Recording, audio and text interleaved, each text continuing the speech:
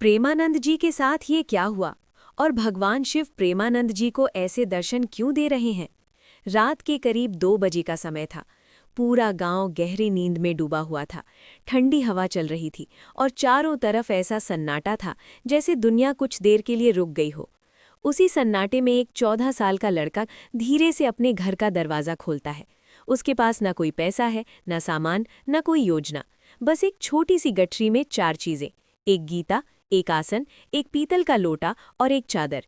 वो कुछ क्षण के लिए रुकता है, पीछे मुड़कर अपने घर को देखता है जहां उसके माता पिता गहरी नींद में सो रहे हैं। आंखों में हल्की नमी है, लेकिन दिल में अजीब साहस भी। मन ही मन वो प्रणाम करता है और चुपचाप घर से बाहर निकल जाता है। उस बच्चे को नहीं पता आगे रास्ता कैसा होगा, कौन मिलेगा, क्या होगा, लेकिन उसके भीतर एक आग जल रही थी, भगवान को पाने की आग। उस रात वो सिर्फ घर से नहीं निकला था, बल्कि एक ऐसी यात्रा पर निकल पड़ा था जो आगे चलकर हजारों लोगों की जिंदगी बदलने वाली थी। लेकिन इस कहानी का सबसे बड़ा रहस्य अभी बाकी है।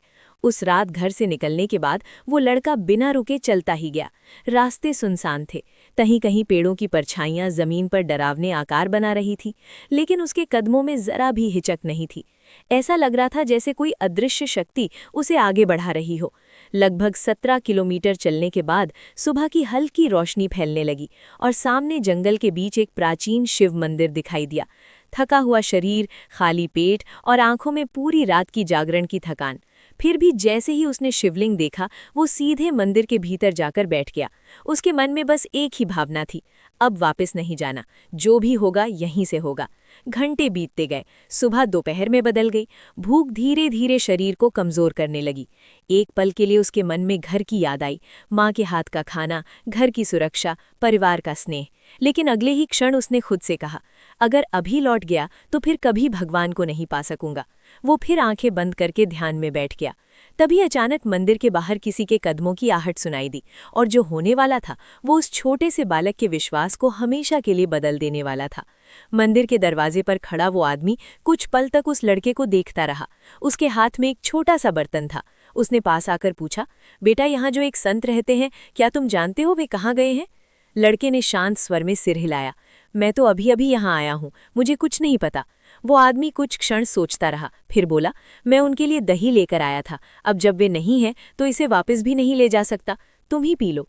इतना कहकर उसने वो बर्तन उसके हाथ में दे दिया और बिना कुछ और बोले चला गया।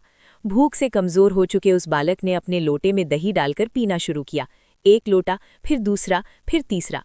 धीरे धीरे उसका पेट भर गया, लेकिन उससे भी ज्यादा उसका मन भर गया। कुछ देर तक वो वहीं बैठा, उस खाली बर्तन को देखता रहा। उसके मन में एक सवाल उठा, मत छोड़ना। उसी क्षण उस छोटे से बच्चे का विश्वास पहले से कहीं ज्यादा मजबूत हो चुका था। उधर घर पर जब सुबह हुई तो सब कुछ सामान्य लग रहा था, लेकिन कुछ ही देर में परिवार को एहसास हुआ कि वो लड़का घर में कहीं दिखाई नहीं दे रहा। पहले तो सबने सोचा शायद बाहर खेलने गया होगा, लेकिन जब काफी देर तक वो वापस नहीं आया तो चिंता बढ़ने लगी। धीरे धीरे पूरा घर बेचैन हो गया। माँ का दिल घबराने लगा और पिता तुरंत उसे ढूंढने निकल पड़े। रिश्तेदारों और गांव वालों से पूछताछ शुरू हो गई, किसी को कुछ पता नहीं था। 3 दिन तक तलाश चलती रही। आखिर किसी व्यक्ति ने बताया कि जंगल के पास वाले शिव मंदिर में एक गोरा सा लड़का बैठा रहता है और कहीं जाने का नाम ही नहीं लेता।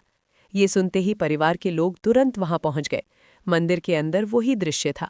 वो लड़का शांत होकर शिवलिंग के सामने बैठा हुआ था, जैसे दुनिया से उसका कोई संबंध ही ना हो। जब उसके पिता ने उसे देखा तो पहले तो राहत मिली, लेकिन अगले ही पल चेहरे पर कठोरता आ गई। उन्होंने उसे आवाज दी, खड़े हो जाओ। लड़का चुपचाप बैठा रहा। दूसरे बार आवाज दी गई, फिर भी कोई प्रतिक्रिया नहीं। तीसरी बार पिता की आवाज और कठोर हो गई।